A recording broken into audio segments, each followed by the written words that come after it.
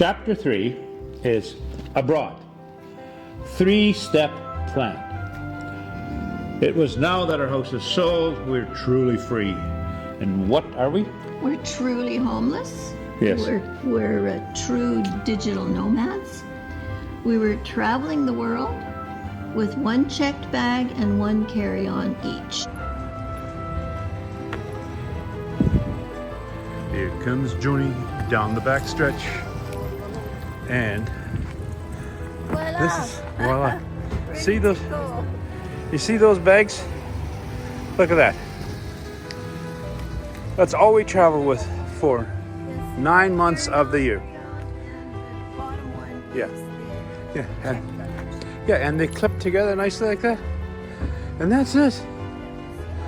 Yeah. And then you take that off, and that's the one we carry on. Yeah. That's nice, eh? Yes. That's all we use. That's all we use. 9 months of the year. Ciao. And when we first started this, our emails all started off with, "We are vagabonds with means." With means. We had a great time. A little means. Yeah, it was a little means, not huge. What was their next plan? Yeah. 3-step plan. Like my accountant always has a step program for us. So step number 1. Okay, we needed to further digitalize our life, Yes. work, business ventures. We were all ready to go, and first we were among the first to become remote back in 2010, and so we'd been working on this for a long time. But the world has come a long way since then. That was 15 years ago already. Yes. And so that was the first. So what did we step. do? Step 2, we traveled about 5 years For the before next we 5 decided. years, Yeah. For the next, it was almost 5 years traveling for shorter periods of time. 1 week, 1 month, 2 months. Okay. And returning to our businesses every summer to reorganize. Step number 3 was to continuously establish a passive and non-passive sources. Oh, yeah, So that's that right. is kind of an ongoing thing too that Yeah. that we needed to do and refine, and we have it pretty good, but Yeah. you're always working on We're it. always careful, of course. Yeah. Money doesn't grow on trees, as you all know.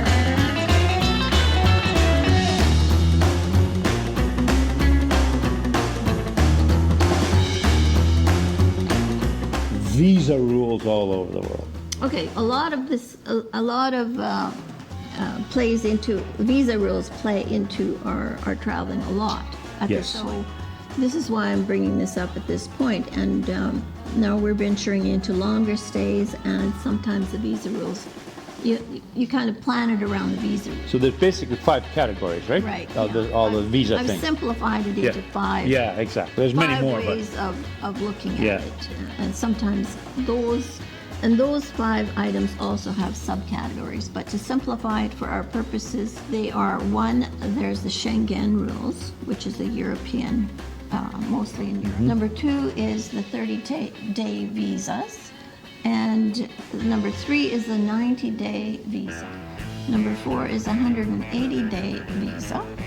like in Mexico, Costa Rica, Panama, and England, we can get 180. Rest maybe Right. wherever we go is Yeah, mostly as 90 or something like that, Yeah, right? with a Canadian pass. So, and number 5, just an additional point is we haven't gone into countries where you cannot get a tourist visa upon arrival in the airport. And the reason why we haven't been doing this is because it just gets too complicated. If you're moving around quickly or even slowly, it complicates it too much. And there's so many countries that we don't need to do that. In Sicily, in Italy, they stamp you in. But whenever you get stamped in, 90 days later, you better have a flight out because they stamp your passport. Yeah. Here, now they give us, this time in Thailand or in Samui, they gave us a 60-day one. 60 days, and then we don't have to leave and come back like we did last year. We just go to the immigration office and apply for another 30 days. Yeah, it's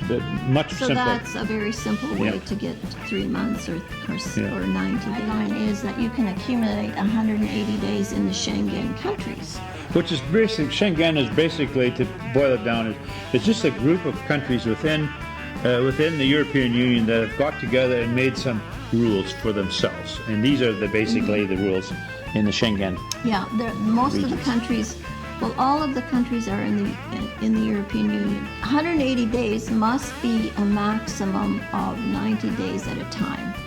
And then you left the region again for 90 days before you can return into the Schengen region again for another 90 days. One rolling year at any given time, your count starts on the day of entry into those Schengen. Right. Schengen. Basically 90 days in, 90 days out, 90 days back in, and then we spend another 90 days in Canada, Out. right? Yeah, which Yeah. is out. Yeah, So which that is out. takes care of the Schengen. And it also takes care And of, what- and from there we can travel anywhere in Europe we want. Doesn't matter. We can stay in the Schengen. Doesn't matter where we're traveling. At this point now, what we're doing is our plan now is the 90 days in, and that is in Italy, Sicily as a home base, and In that the- is in the Schengen. Springtime. In the spring, we go 90 days out, and that's the summer. In Canada, we stay at Cherry Hill, which is our home base, and travel around. Canada in the summer, in spring in Sicily, and then the winter in Samui, and then back to Sicily, and then back to Canada. So it's a repetitive system like that. Right, yeah. Very So simple. then our home bases are when we're here during the winter, like now, our home base is at this point Koh Samui, an island in Thailand. From here, we have traveled to different places. Like last year we had to leave, and we went to Siem Reap, right? Right, in Oh, Cambodia. in Cambo- oh. Angkor Wat. We saw Angkor Wat. We went to see Angkor Wat. Yeah.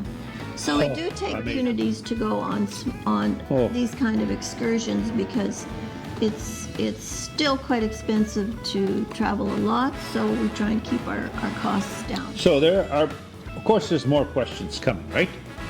Like, Well, there's like, why don't we get an elective residency visa for Italy? The pros and cons. Why don't we buy a house? Pros and cons. What do we do about medical insurance? What about a car and transportation? How do we find flights? And how much does all this cost? we're done with chapter 4. We're ready to take you to chapter 5. Correct.